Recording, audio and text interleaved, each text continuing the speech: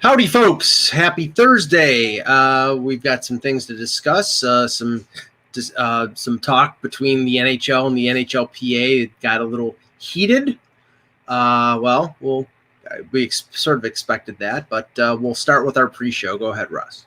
So a little baseball. I think it's interesting when you're in the hot stove part of the year where, we get a lot of rumors and such. And Are we in the hot stove part of the year? Because nothing's happened other than Drew Smiley signing with the Braves. We are. Well, your St. Louis Cardinals signed a catcher, but whatever, you don't care. So was it not Yadier Molina? It was not Yadier Molina, who was a free agent. But anyhow, you'll catch up with that, Mike. Just read my article. Anyhow, on Full Press. No, but here's the thing. So we talk about this off season, and there are some guys that get really good rumors, and you'd say that they're probably top of the line. John Morosi being one of them, and originally there was a rumor like at MLB that the Mets are interviewing Chernoff, the Indians GM, and so today it was said they're interviewing him today, and so Stephen A. Cohen 2, if that's his handle, you should follow him. Everybody should follow him. Said, not that I'm aware of. He tweeted that. Ooh. So and then he said wrong again. Wow. So now he didn't mean it to Morosi. He just meant in general but that is one way to clear it up. Just have the owner go on Twitter. And so it's been a very long time since I have set notifications because I got rid of them because my phone would just blow up with notifications all the time. And yeah, it gets annoying. He is my only notification now because he is going to definitely break news on Twitter first. Yeah, I have notifications set for Elliot Friedman, for Chris Johnston, for Pierre LeBrun. I don't. Well, I do because I have I'm kidding. It's fine. But the funny thing was, I had my notifications set for Darren Drager, and in the middle of the summer, he was doing something like he was giving us updates on like his son, who was a junior or a player who was trying to make like the Sioux Greyhounds.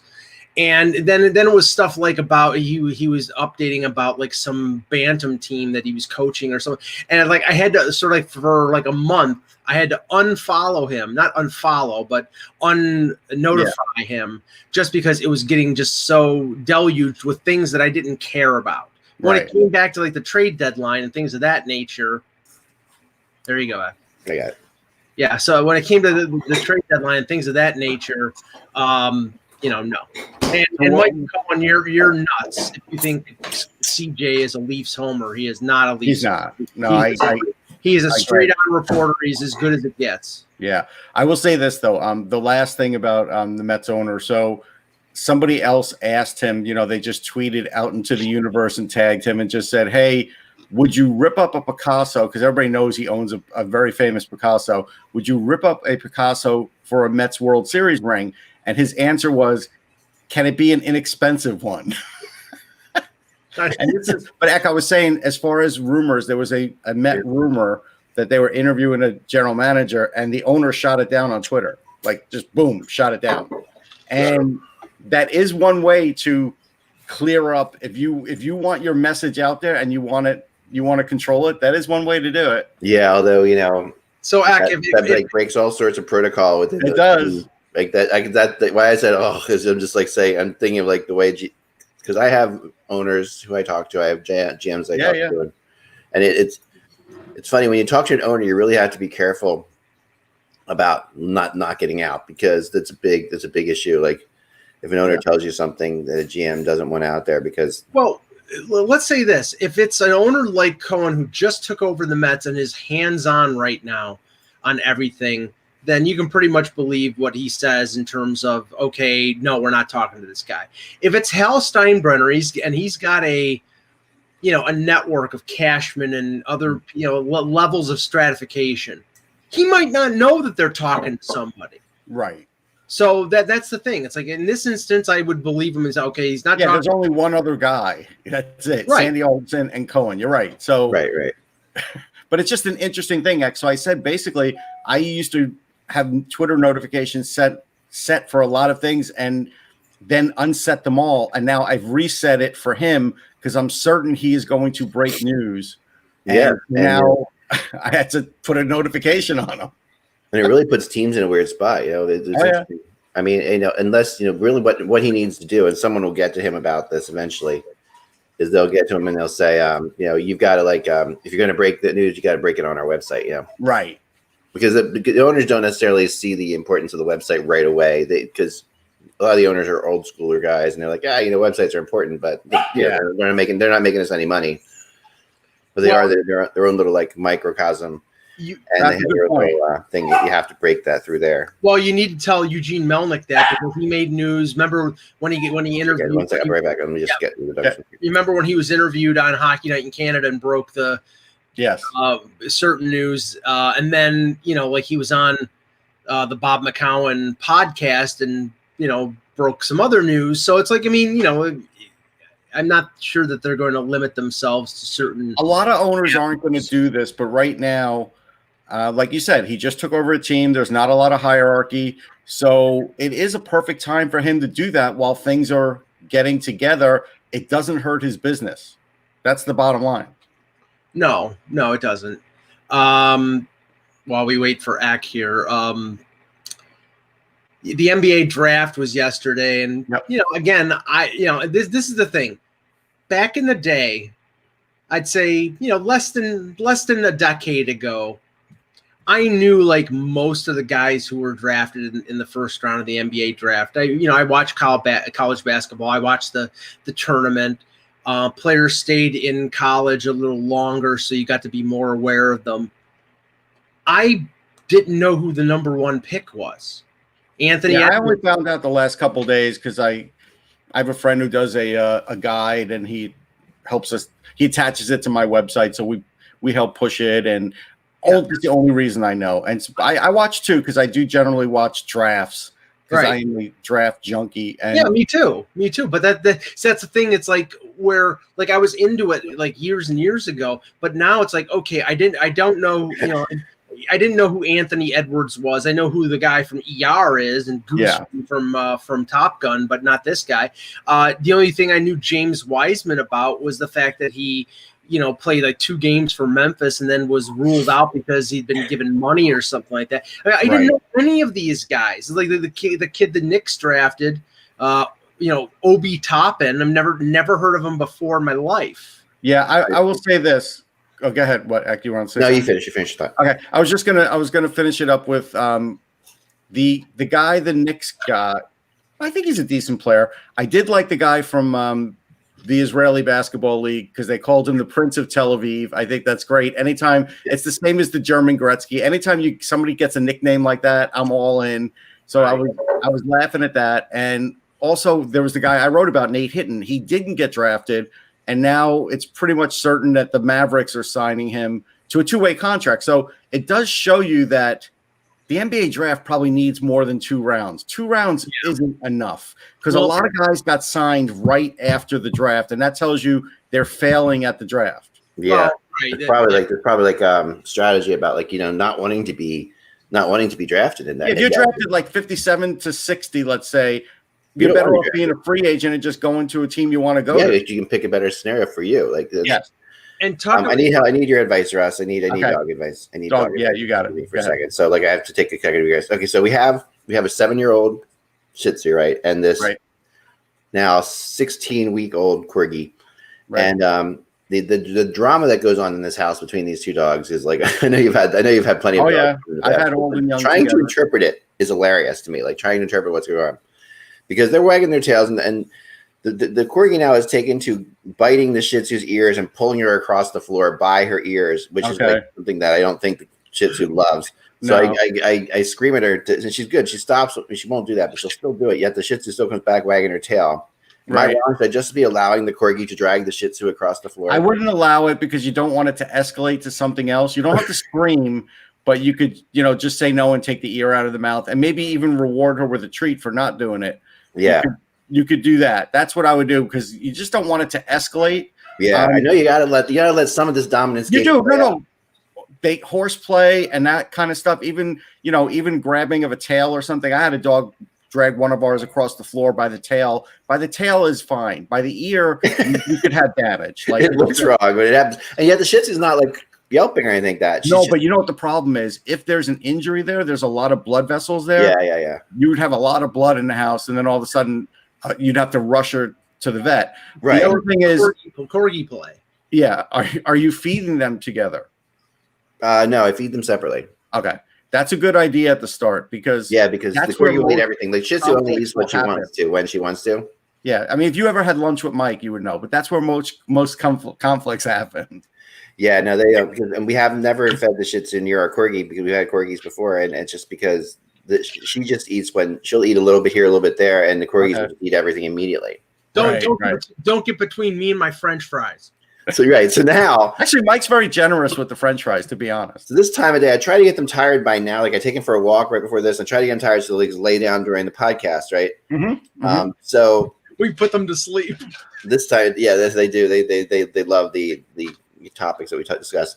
So now the Shih Tzu has just had it with the corgi and is refusing to come downstairs. So it's upstairs, right? We have a little barrier that we set up so the corgi can only stay in certain spots because it's not really fully trained yet. Yeah. But now I can't get the Shih Tzu to come downstairs, and the corgi wants her to come downstairs. It's like now we're in the So here's what I would do. Believe it or not, and sorry guys, last 2 seconds of dog training. Yeah.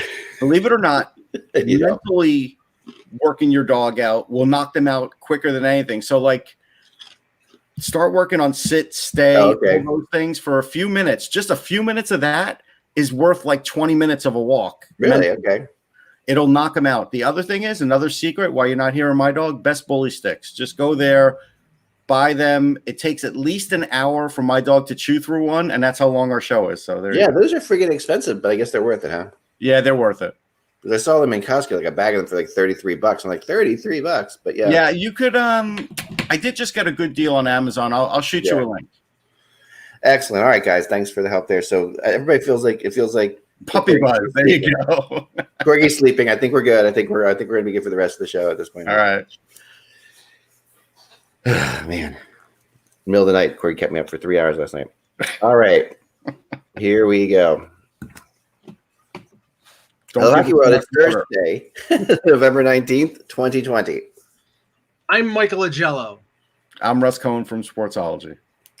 And I'm Mckinnon. You're watching HockeyBuzzcast on HockeyBuzz.com. It's the podcast that comes every Monday to Friday to tell you about the comings and goings in the hockey world. And today's news is weird. I mean, yesterday we went through a lot of things. We talked about the stuff that was going on, and the news that sort of came out that based on this current CBA, these players are not allowed to take a sliding scale of pay. Right. They're not allowed to take a certain, they can't take a percentage prorated pay. It was collectively bargained. They saw what was going on with baseball, and they said there is no avenue to take prorated salary. Right, which means that we're talking that was the problem now appears to be that now the NHL of course is saying, well, this is way worse than we thought it would be, and we're going to need to figure out another way to get around that. So they're asking for a further reduction and bigger escrows and stuff like that. To a deal that was just collectively bargained, which of course freaked the players out because they feel like everything, they just made this deal, and the NHL probably knew they were going to do this all along, which might be true, but it doesn't really matter at the end of the day because but the NHL couldn't predict where we'd be with the virus, so that doesn't matter really. Right, it couldn't predict, and and the NHL probably did say, listen, if we're in bad enough shape, they have to collectively, talk about this next year, then we're going to have to get them to do something else because the reality is they just can't play and lose boatloads of money. So there's got to be an option here, right? And but it really, I think, temporarily has thrown the players into a tizzy. I talked to a couple of players who are really pissed off. A couple of players who just get it.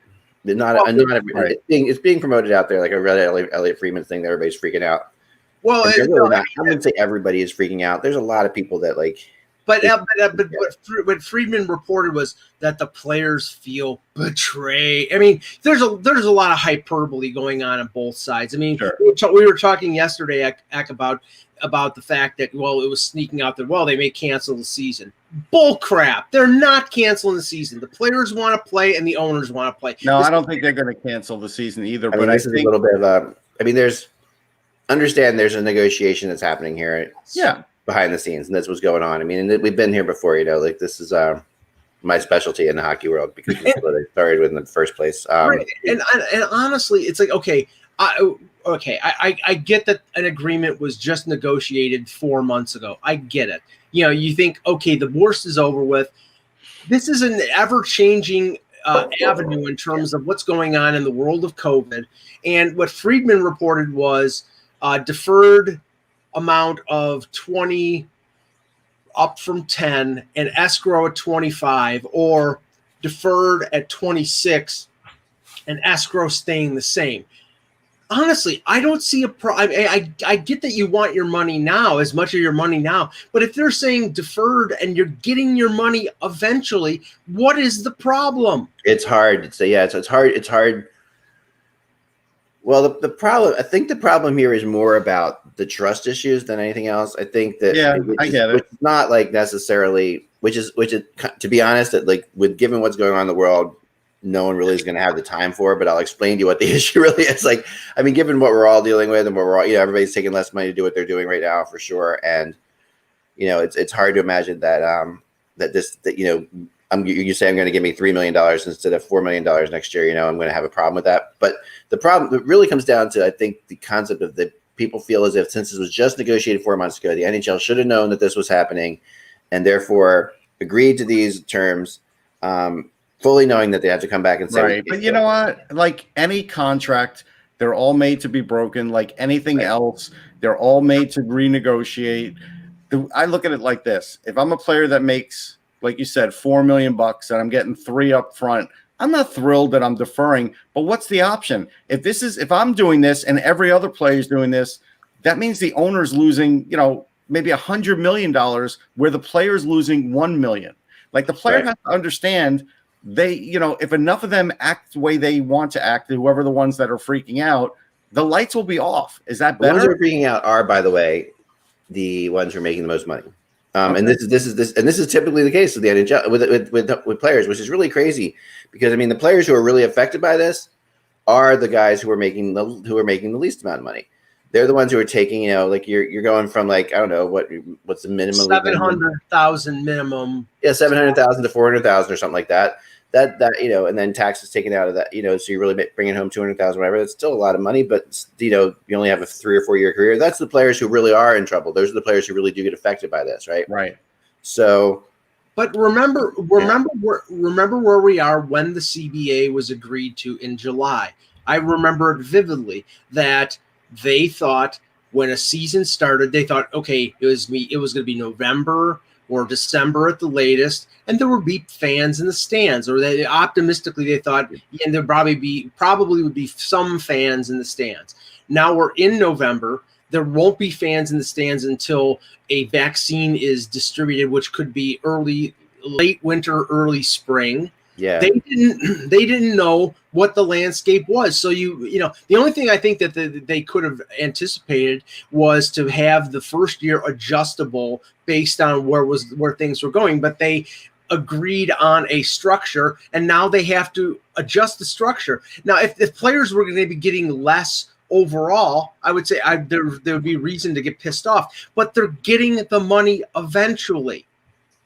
Yeah, exactly. What I think needs to be what they could have written into it to protect this whole situation from happening, but they really did want to get this deal done. Like this deal was hurried through. There's no question about that. When you remember how quickly it happened, and at the point it happened, they were all talking the NHL, the NHLPA. We're talking a lot about the return to play. There was all kinds of good vibes. We were getting everything together, and both sides led. We had the other side. Everybody was in a good giving mood. No one was like standing by these crazy negotiation points. And we just got down to brass tacks and we did it. And that was interesting because usually, someone says, we can afford to lose. We can afford to lose 3 months. So let's just stand tall, or we can afford to lose this, let's just stand tall. None of that happened when they made this deal. They just got down to like, okay, what's the least we can do? What's the most we can do? So, well, Larry Brooks. The problem does come into the fact that if they had done something like, okay, this is what the deal is if we have fans in the building. This is what the deal is if we don't have fans in the building. Something like that could have been worked out for the first year. I think that would have probably avoided this, and because but since that wasn't even discussed, the players have perception that the NHL agreed to this, and when last year, for example, we played even though we had to we couldn't play, and players got paid fully last year for what they got, and that there's a lot to me to this situation. They really just the players are going to have to just give on this, and here's what I would do. I realize that this is what it is, and it's not. A lot of players are going to be pissed at me for saying that, but if I were the commissioner, I would say this. If they were, balking at this, I'd say, okay, you know what? All that deferred money, we're going to put it into a fund, and based on your television ratings, that's who is going to get the largest percentage of this deferred money, and we're going to go down the line because that's the only way we're tying it now to league economics because we're losing money too. So guess what? Yeah. If your team doesn't pull in anything, you're not going to get as much of this deferred back. And if you're pulling more, then that's great. So guess what, guys, get out there and start getting fans to get engaged and watch, because that's the one thing about players. There are some that will do that, and others just want to show up to the rink and play and never want to act like a salesman for their sport. And sometimes you have to act like a salesman for your sport. Yeah, you do. You absolutely do. And this whole concept of escrow being this really bad word, like that everybody throws, it's just so ridiculous to me. It's always been ridiculous, and it is ridiculous to a lot of players as well. I mean, because the escrow goes up because of the simple reason is that this is a 50-50 deal, right, with revenue sharing, and the NHL knows that there's not going to be money there. They don't understand. They have never understood the concept of escrow. No, they don't. They don't understand. They just see it as the NHL keeping their money and making money on it, basically. And I think at the end of the day, and I think even the escrow has, I don't know how the escrow works exactly. I should find out, but I think there is something written in there that money that's in escrow can be invested in a certain way that both sides can get something from. I'm not sure. There's something about that. Okay. But I think that a lot of players don't even realize that there's like that. They're just making, because it's a lot of money. The NHL picks up several millions of dollars in escrow, and then they can turn that money into money, because that's what these people who have a lot of money see. They say, give me $10 million, I'll make that $15 million, and I'll give you your $10 million, and I made $5 million. It's not like they're earning significant interest about putting it in a mutual fund or something like that. It's basically okay, it's sitting in an account. It's probably earning some interest, but it's negligible because interest rates are so low right now. So really, it's being held in abeyance until they calculate what the league revenue is, what the 50-50 split is, and if the 50-50 split is not balanced, then they adjust it to 50-50 right, based on escrow being applied. And that's so here I'm going to give you a difference. So difference now, again, the NBA has a little bigger reach because of China, but difference in sports where you have players who act like celebrities and definitely engage their fans. So Alexi Lafreni, his full deal, if he were to make every bonus, is worth $11.3 million, but only $517,000 of it is guaranteed. Right. The first pick overall yesterday, Anthony Edwards, his deal is worth $44.2 million. He's getting 20 guaranteed no matter what. Now, I get it. There's fewer players and everything else, but those players go above and beyond to engage on Twitter, to get people to buy memorabilia, to get tickets, to sign on to their online services. Right. They do a lot more than the average hockey player does. We have to admit that. With Lafreniere, if he gets sent to the minors, then the guaranteed money is only what his AHL salary is. I mean, if he's not getting sent to the minors, so. Right? Of course not. Say he gets none of his bonuses. He doesn't reach any of his bonuses. The first 3 years of his contract, he makes almost $3 million, $925 times 3. If he makes none of his bonuses, so he's making $2.8 something million in his first 3 years. If he scores 2 goals and 3 assists in 82 games, that's what he's making, and he doesn't get sent to the minors. So it's not negligible, but it's not anything close to what the NBA or the NFL makes. And by the way, in your town, like Al Horford, who gets traded from the 76ers to Oklahoma City, I felt sorry for him because I'm sure he didn't want to go to, nobody in the NBA wants to go to Oklahoma City, until I looked at what he's going to make the next 3 years. It's over $20 million each year for 3 years. I think he can find a nice place in Oklahoma City. Yeah, I think he's all right. I think he's okay. I think he's good. Yeah. But the idea is, you got to help grow the sport. And right now, The owners need help with that, and the league needs help with that. They do. Because we're in an era where now they're a gate-driven league, but there's no gate. So now you have to try and attack it from other areas. Right. They've got to find other ways. And then they are. And I think the feeling was that the gambling thing would help them. I think there were a lot. They're putting a little too much stock into that. I think. I really do. Like I feel like I'm going to answer Randy. Randy, if the NBA is ice cream, then the NHL is sherbet. I like sherbet. I do too, but not everybody does, Mike. To me, the gambling deals they made, they thought that would be money to be making, and it's just not happening. People aren't really gambling on NHL as much as they thought they would, Okay. And that's also coming out. So that's not a problem, but it was an extra revenue because you're always looking for new revenue streams, and that was an extra revenue stream. The NHL.com is not, the internet's been hurting for the last 4 years big time, and that's definitely affected NHL.com's revenue as possibilities. So there's a lot of things there that are piling on to this, not having fans in the seats. So they have to figure out what they're going to do with this exactly. It's going to take time, but it's not going to take forever. This is not one of those situations I think we're going to see. It's going to be weeks.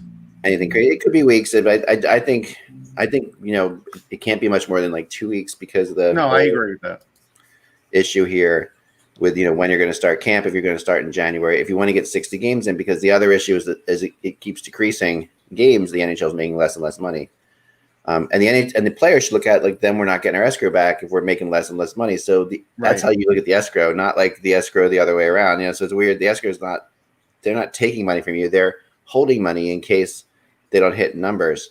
That's what it's about. So it's really that's a problem. I don't know.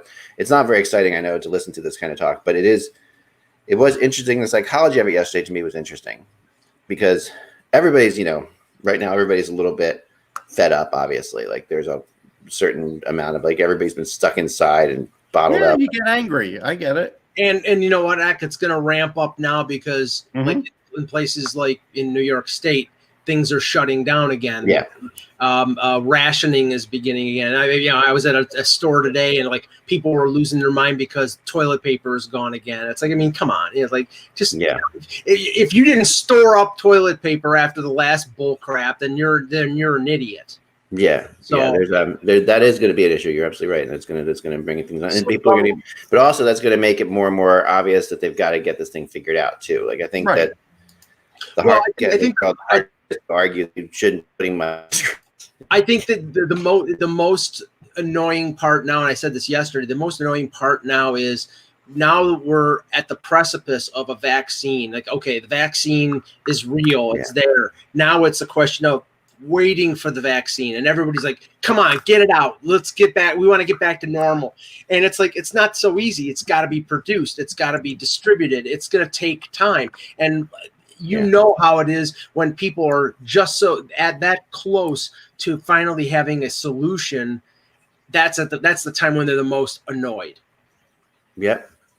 So, and by the way, maybe you could say the NHL is gelato or sorbet, maybe not sherbet. Sherbet is too good. Yeah. Oh man. So I'm going to show you something. Go ahead. Your phone? I'll just put it up on here because it's easier than trying to send a link. But we all were talking about reverse jerseys, but there's still teams that are ramping up to have new programs. In Long Island University, which is CW Post on the island, very familiar with it. It's actually near the Coliseum and all those places, not too far. So they have a New Jersey and logo, and actually they put it like on Jones Beach. Let me see. Here, let me see that. Hold on. And you can see it, the shark. Yeah. Oh, I okay. like it. That's pretty and cool. They have another one that I think is blue. I think the other one's blue and so you know what? I like it. Nice. But that's good marketing. They laid it on the beach. They put it out on the beach. I like that too. That's really good. That's not bad at all. No, that was smart. That's good marketing.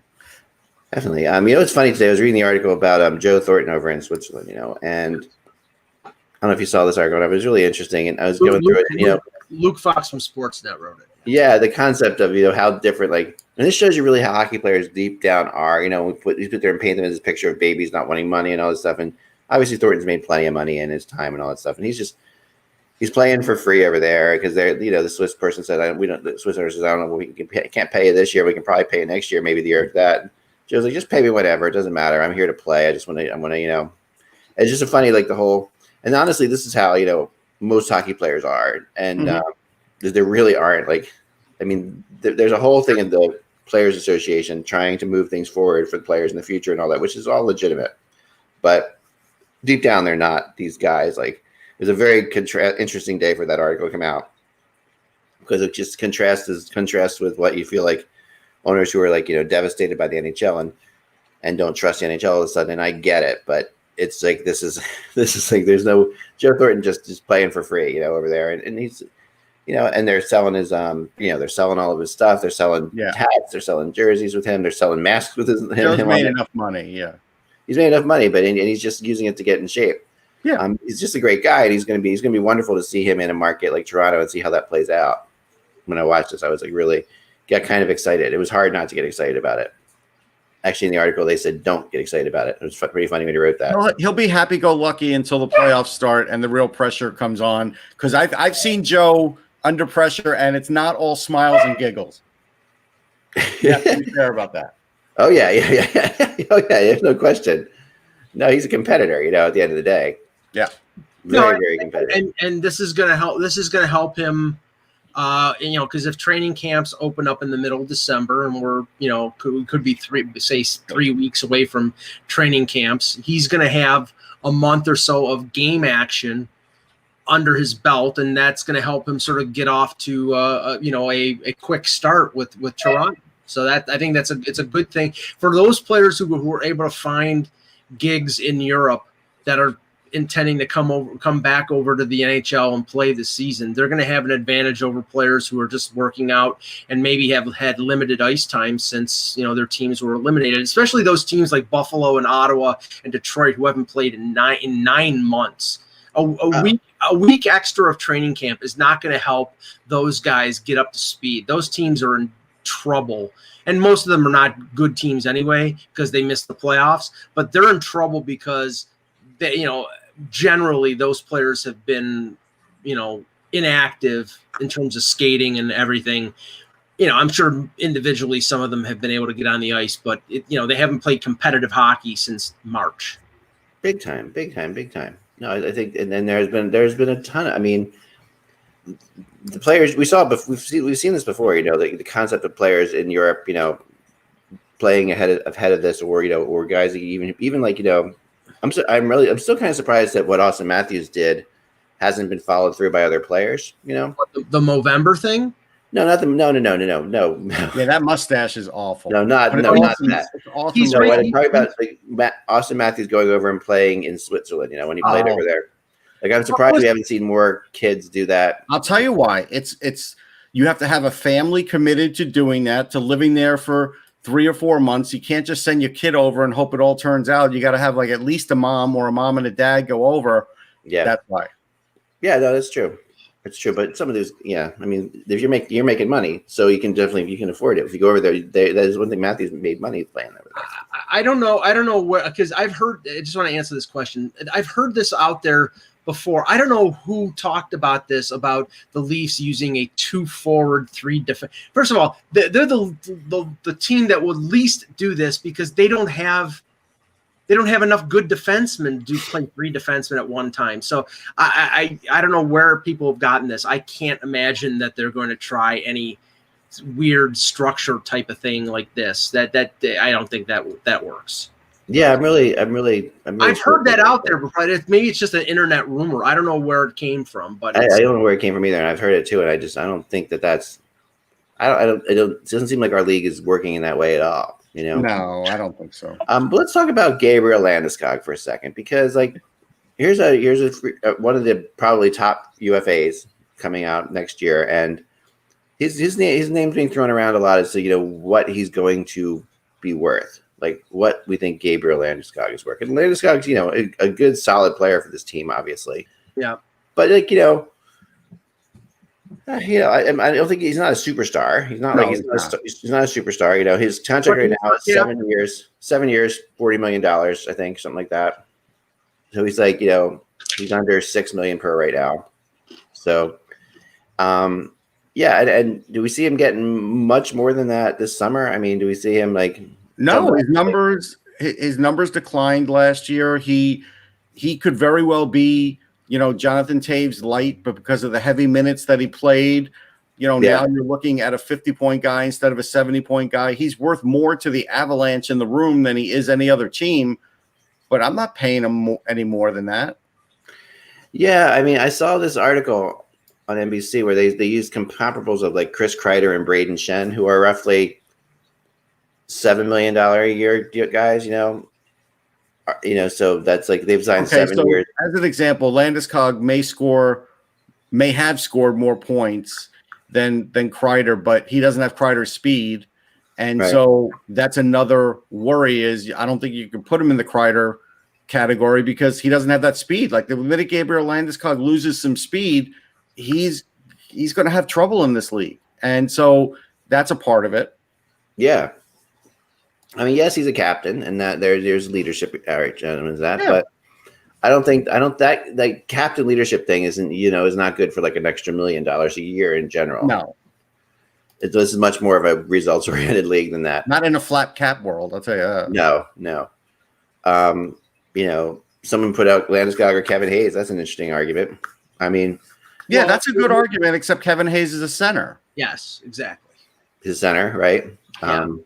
And Landeskog is part of that core group for the Avs. I mean, it's Rantanen, McKinnon, Landeskog. I don't think Burakovsky, as good as he is a core guy. I don't think Nazem Kadri is a core guy.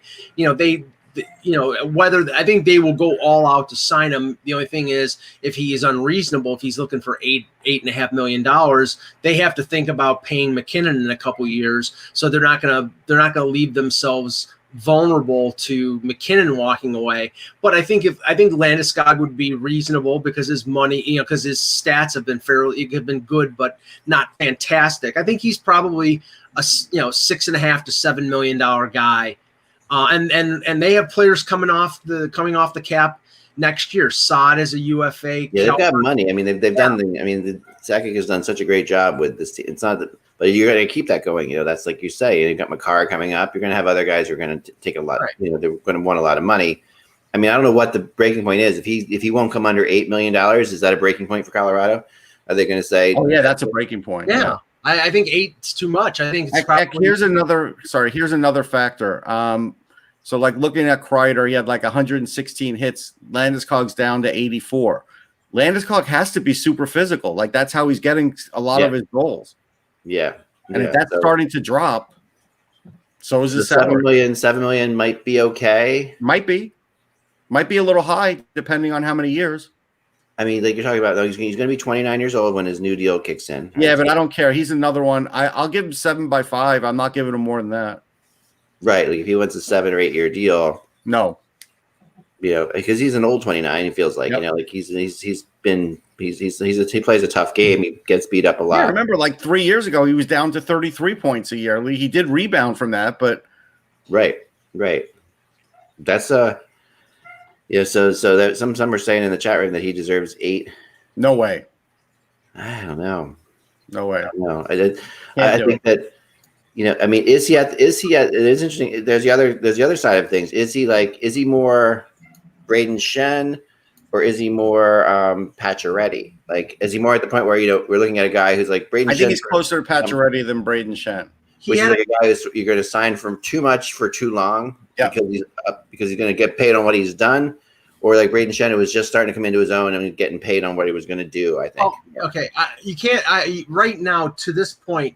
He had his career year 2 years ago where he was averaging over a point a game. He seems to be a guy who's a 60 to 65 point player. For that, you're probably talking 7.5. That's, Shen made that much, I'd say, but 8, again, you're hoping that if you're giving him term, you're getting a little bit of a discount. So I wouldn't give him 8. I think if it's a 7.5 range on maybe a 6 or 7 year deal, that would be something that they would agree with and something he would agree with. Again, Hayes got paid because he the Flyers had to overpay to get Kevin Hayes. We all agreed that when the Flyers signed Kevin Hayes, they were overpaying. Like at the time, he said he had to get overpaid to go to Philly. He said that, and B, he's a center. Right? Yeah. He's and yes, he did turn out to be worth that in his first year of his contract. He was very good. That is still a very long contract. There's a lot of time to go. He has more impact on a game than Landeskog does, and that's not Landeskog's fault, but it's because he could take faceoffs and do a few other things that Landeskog doesn't. Now, he may not be the point guy Landeskog is, but he's close. Yeah, he's not. Yeah, I think he is more impactful, and like you said before, centers they're at a higher pay scale than wingers. It just is the reality, unless you're like a Nathan McKinnon or somebody like that. But look at McKinnon's contract. Even is a good example of that. Who he was underpaid. Way underpaid. And he knows it. And he even said on his next one, he's not going to rake him over the coals. He's not. He gets it. He wants guys around him to win. He's probably figured out, I don't need to make, $10 million. I can make $8 million. And if that helps me get a Stanley Cup, that's what I want. Yeah, and I think he legitimately loves the city where he won't take 8. Obviously, he's going to get more than that, but you know what I'm saying. Yeah, but I think, and it also comes down to like he loves everything about Colorado. Like that works for him. It's perfect. I think they're equal leaders. Randy's like Hayes is more of a leader. So is Landeskog. They're equal. Yeah, I wouldn't say Landeskog is less of a leader. No, he's a great leader. Hayes is a leader, but Landeskog's the captain of the team. Yeah. I mean, he's a definite leader. And he penalty kills too. I'm not even going to give Hayes the edge in that, but there's just other things.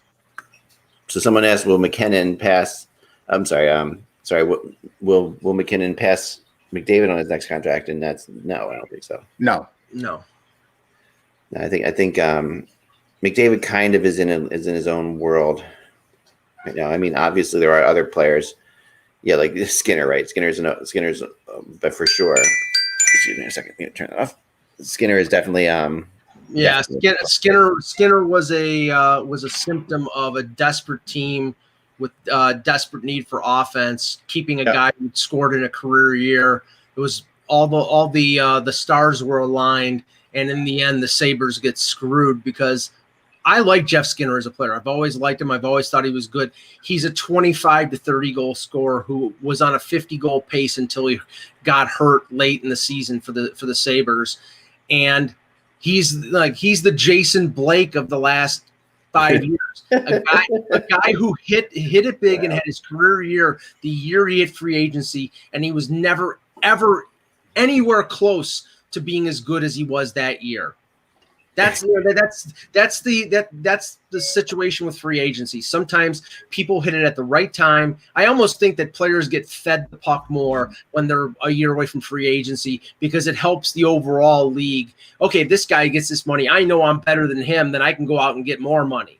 I don't think it's that, but I do think that there's something in you that when you're playing for your contract that you do put a little bit more effort in. I do think that exists. You play the season at a much higher level. Some players do that for sure. Some players don't, and some players can handle that pressure, and some players can't. Like we've seen players have bad years going into their contract year because they're trying to do too much. Well, that was McKinnon. Yeah, that was McKinnon, right? You try to do too much. You try to get out there and you try to make a difference, and it's just not. You got to play your game, and the tough thing about the NHL, is you are paid on stats, and it's some players aren't stats guys, and if they try to be stats guys, their game falls apart. And that's always we've seen guys sign contracts that have really fallen off from that, for sure. Yeah. I mean that is a good question. What is the best contract in the league right now? Randy brings up Draisaitl. That's a really interesting question. I think McKinnon is. I think it has to be McKinnon. Yeah. If you're eliminating entry level contracts, because then you could say Makar. Quinn Hughes, I would say McKinnon is. Yeah, I think he is too. I think there's because McKinnon is right there. Like he's in the top 5 of the NHL. And he's definitely not in the top 5 paid, but he's in the top 5 of the league. We should do that sometime. Best contracts and worst contracts in the league. That should be. Yeah, I don't know all of the contracts. Couturier is pretty good. Richard. Yeah, but he's due soon, so. Right, but I mean, right now, existing. Morgan Riley at $5 million is pretty good. Although he didn't have a great. He didn't have a great year last year, so I can't. He was hurt. effort, so I'll give him that. But yeah. Yeah, No, there's some good ones for sure. Go ahead, Mike. No. I was just saying. I mean, it's easier to find guys that are overpaid. I think right now we probably would put Mitch Marner on the overpaid part. Yeah, man. I mean, coming off the year that he had, you could say Pasternak is one of the best contracts in the league. Pasternak is a great contract. That's a good one. Yeah, $6.66 million. I did see that thing the other day, Mike. Another article I was reading of that claim that the Leafs made their biggest Leafs mistake was signing Tavares, and that's something that's out there a lot. That's total horseshit. Sorry. Yeah, it really is, because I've heard that the last year, and if Tavares hadn't signed with the Leafs, then people would say, well, they can never bring a free agent in. Tavares is not the problem. The problem over the last 3 years, and this was something that was made for Kyle Dubas and not by Kyle Dubas, was Lou Lamoriello not getting William Nylander locked up on a new contract with a year left. He decided to say, okay, go ahead and put up your year. And he had a good year. And then the next mistake was Dubas's succumbing to Nylander and giving him close to $7 million, because by doing that and waiting to the 11th hour, he told the agents for Austin Matthews and Mitch Marner that they could push it to the edge and get what they want. And they were going to give Matthews big money. They were going to, but they weren't planning on giving him 11.6. They were, okay, we'll give him 10. We want to get him locked up for 8 years, like Jack Eichel. Maybe you'd have to pay him a little more. It got to the point where if on an 8-year deal, they would have been paying him more than Connor McDavid, and then it didn't make any sense. So and then by paying him 11.6, Marner led the team in scoring. And they said, oh, well, we need to make as much as Austin Matthews, and then he ended up not making as much, but pretty close. And now you've got 4 players at $40 million. The mistake was not Tavares. The mistake was succumbing to Nylander, and which dominoed everything else. Right.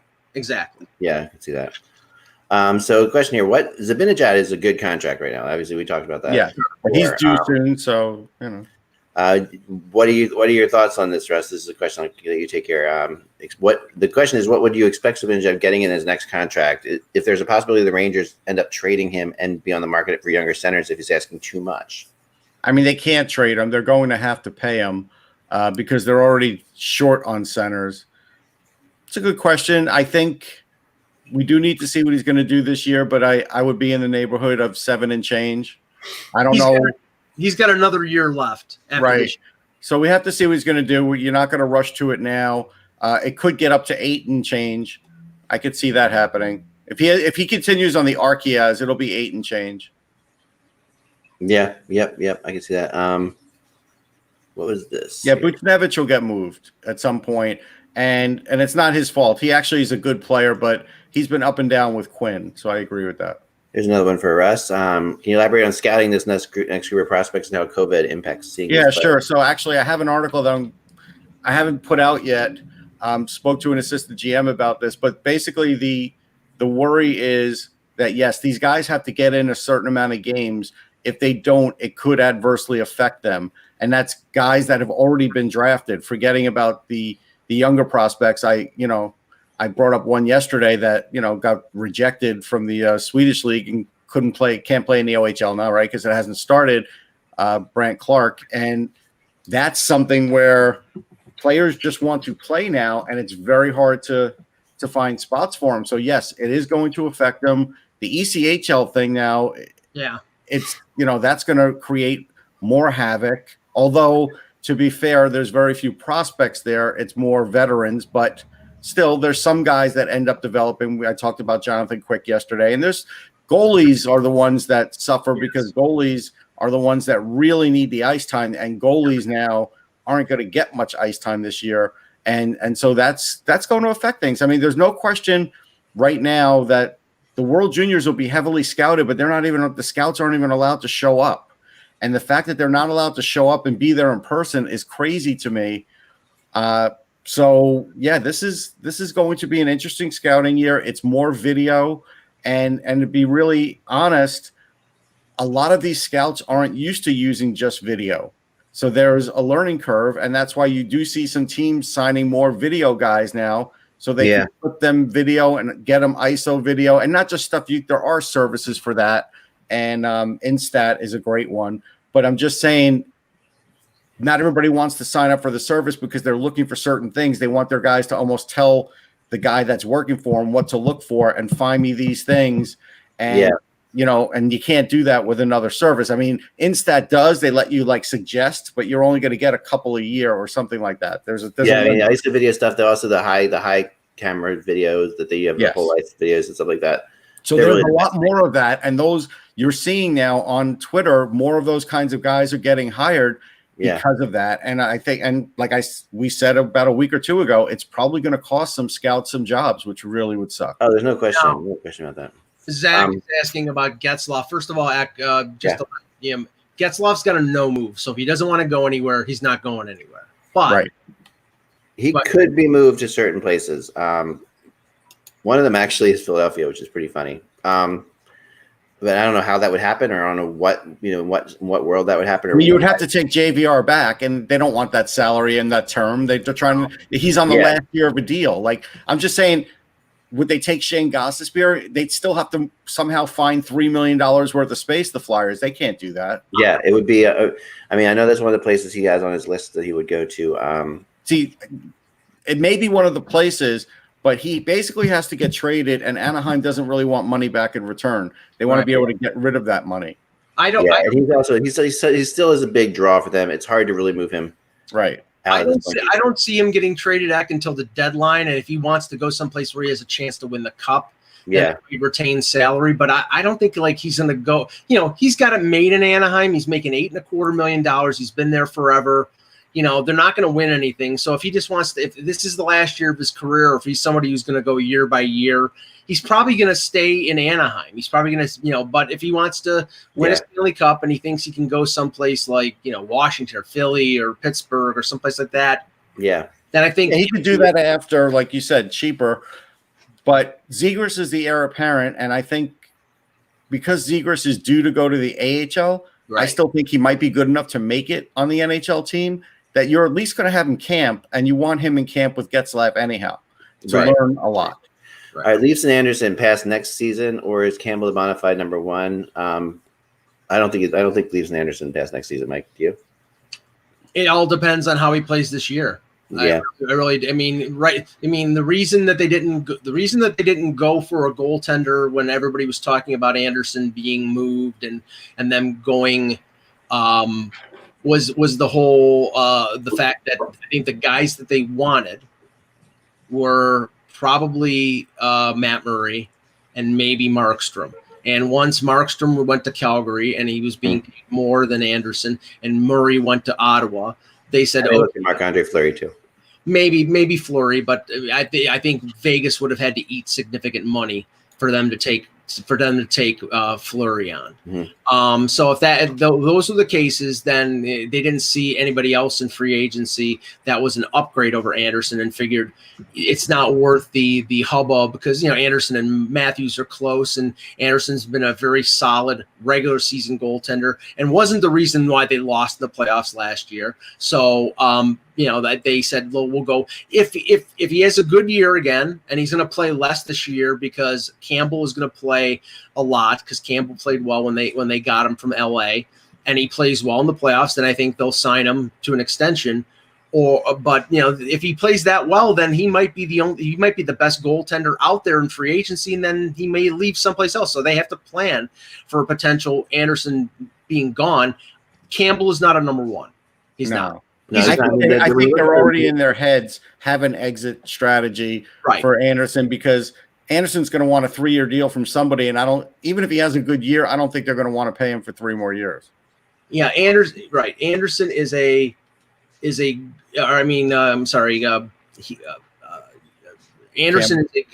Campbell is a good number 2. He's a solid number 2. Yeah, I think when you look at the goaltending level in the conference, though, it's everybody is stepping up. So there's definitely another level being taken on when you look around, and that's where the issue has to come into play. with Campbell. That's why I agree with you. Campbell's not in that level of like a Carter Hart or played people like We all thought he could be When he was winning World Juniors and getting gold medals and doing those things and winning a Calder Cup, we thought he could possibly get there, but it just didn't happen. Right. And, he has, who knows? I mean, anything's possible, but still. Doesn't seem likely. Yeah, I think that, the Leafs are going to, since they haven't gone the draft route, they're going to have to go the free agent route eventually with goalies. Yeah.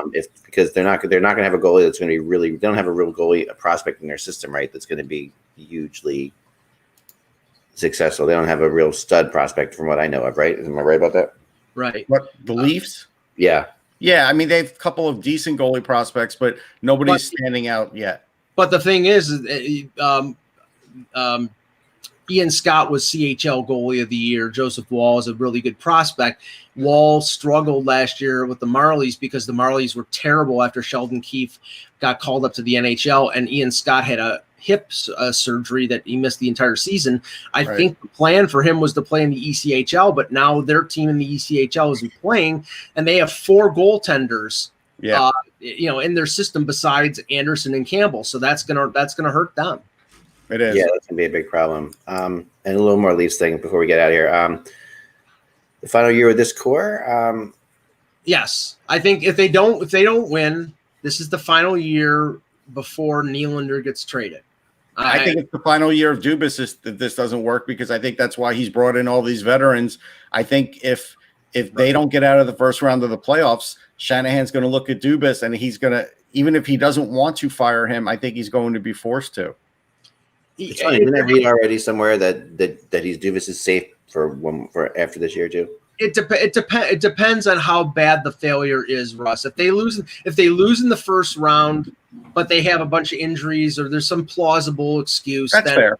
Yeah, but if it's just a failure, it doesn't work. The thing is, it's going to be a clean sweep. It's not just going to be Dubas. It's going to be Dubas and Keefe, because Keefe was. Yeah, that's true too. Yeah. Yeah, they will sweep everybody out. But but I do think that everybody but Shanahan, which is kind of weird, but he seems remarkably safe. Yeah, but no. Do you know why he's remarkably safe? I don't. No. I think he's just positioned himself as an establishment, the MLS, and he likes with the job that he's done. The organization is, I mean, remember, he took over when the team was a literal joke. Right. And he directed. Very bright. Like, don't get yourself down. He's very intelligent. During the lockout, way back when we missed the entire season, Shanahan and Linden, remember these guys? These were the guys at the top of the whole thing. Yeah. These guys are they're really smart guys. And I'm not surprised. And he directed the organization to do the thing that they needed to do for years, which was tank and get back, clear out the players who were losers, and bring and restart. He got Babcock, and remember what you could say about Babcock. He brought this team to a level that they hadn't been to for a number of years since. He did. He got him on the track again. Whether or not that had much to do with him, though, well, that's very debatable. What's that? I don't know about that. Whether that had much to do with him, to be honest. I mean, the talent level was getting to the point where they should have at least been where they were. Yeah, but actually he brought in a structure that, they had Randy Carlyle, who was a Stanley Cup winner, and they basically either didn't listen to him or, it just didn't work. You can also argue that structure was his downfall. I mean, that structure was at a certain point, but they needed that structure initially. They really did. I mean, otherwise, his inability to, I guess so. But his inability to change, or at all. Well, that's what hurt him long term. But I think he got them on the right path. Right. Yeah, maybe. Now Keefe is more of a guy. I mean, Keefe is sort of an out of the box thinker, and I think the team where they are now, they really need that. Yeah. So, but I think Babcock was limited by his structure. The talent outdid his structure, and they found it stifling. So really, it was time to make the change. But yeah, I mean, I think there's a path that Dubas could still survive, but if he does survive, one of that core 4 will be moved, and to me, the most movable is Nylander. Yeah, I agree with that. Yeah. All right, folks, that's all the time we have for today. We'll be back again tomorrow. Though, make sure you keep on top of Hockey Buzz. We're gonna have some fun, interesting little things I'm putting up in the next couple of days about teams and where teams are as far as in their development and as far as, are they really full or do they have to make moves? Because we're in this holding pattern right now, and it's kind of interesting. It's an interesting time to examine. Teams are not done. It's like people that bought all their Christmas presents except for the one big Christmas present. In some cases, it's like the 5th day of Hanukkah when things are like slow and they're like, all right, look, we're not doing this every day. We'll give you something on the 8th day. Yeah, it feels like that. If Hanukkah took like a month break in the middle of it, right? But yeah, remember, so that's all. But so keep on track of things, keep on top of things. We'll be back in tomorrow with Kevin Allen, hopefully.